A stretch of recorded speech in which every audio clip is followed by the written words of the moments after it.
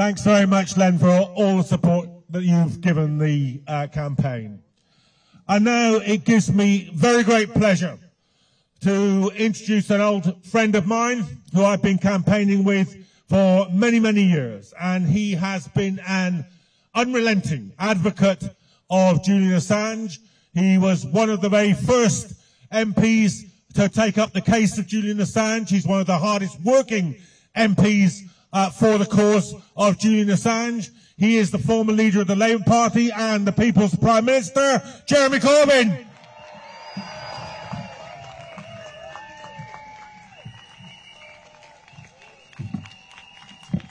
Thanks, John. And can I just start by saying thank you to every single person that's here this morning. We sent a call out saying, be outside the Royal Courts of Justice this morning to show your support for Julian Assange. And I hope on this occasion the British media have turned up as well, because it's been markedly obvious how great the reporting has been all around the world of the appalling injustice that's been done to Julian and how little the British media have covered it. It's a story right on their doorsteps. But I guess for the British establishment, the whole question of Julian Assange is just a little bit embarrassing. And so I think we should also say a huge thank you to the steadfastness of all those that have organised the campaign for Julian, and in particular our love and solidarity to Stella for the work that she's put in and the obvious stress and strain that she has been under. Now, Julian is currently in Belmarsh prison, which is a maximum security prison. It is an awful place. It is awful conditions. It's not the kind of prison that should exist anywhere. I want prisons to be supportive, corrective and reformative, not punishing and destroying of people's characters and lives.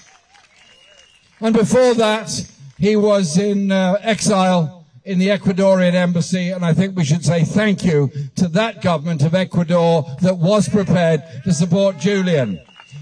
And then you ask yourself the question, why was it they were prepared to stick their necks out so far and support Julian? It was because he was telling the truth about what was going on around the world. He was telling the truth about the US involvement in Afghanistan and Iraq.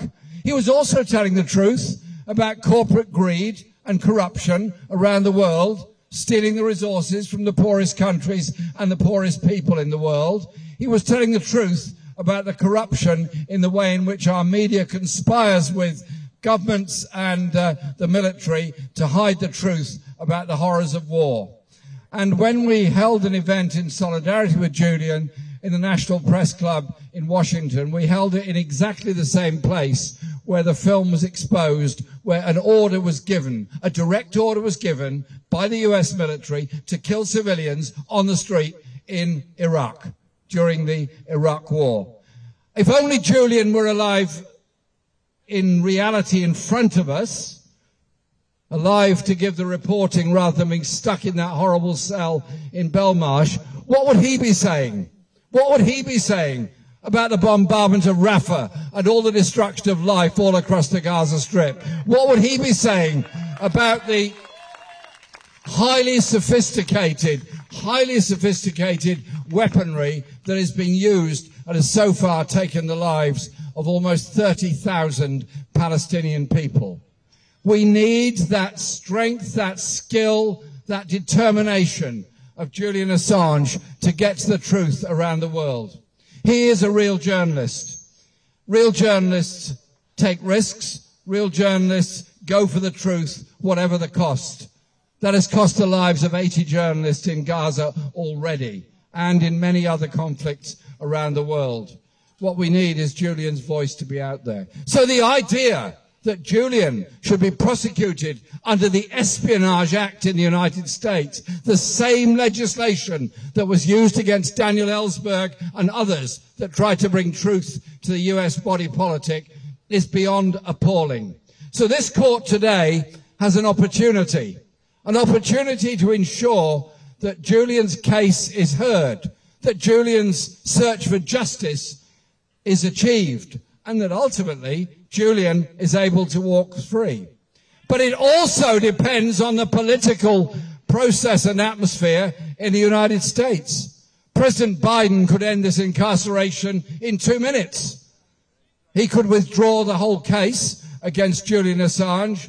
If he believes in press freedom, as he says he does, if he believes in a pluralistic democracy, as he says he does, then let Julian go. Let Julian tell the world the truth of the horrors and inequality that exist on this planet.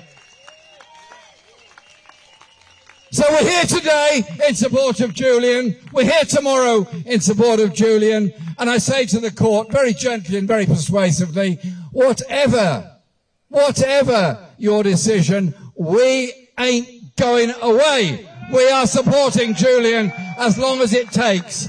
And a huge thank you to all those people all around the world that have spoken up and said so much in support of Julian. And let's be of good strength, of total determination, that we will ensure that Julian Assange is freed to tell the truth and help to bring about that decent, more equal, more sustainable, more peaceful planet. Thank you, Julian, for all you've done, and thank you for all you will do. Thank you very much.